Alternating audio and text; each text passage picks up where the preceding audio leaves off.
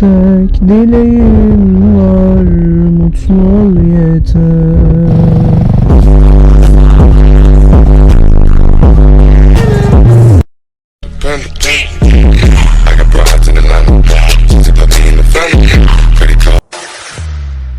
Ne dedi?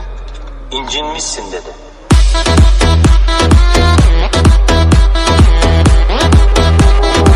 Infoda elmalı, sen olmuşsun elmalı.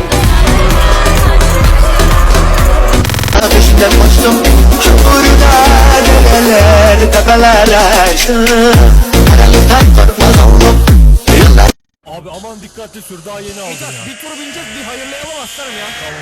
İşkembeciye gidip gelelim ya. Abi. Senin yaşın kadar sürdü Mithat, ben burada... Faruk abi. Mithat sen kaç yaşındasın aslanım ya? Abi sen daha küçüksün galiba.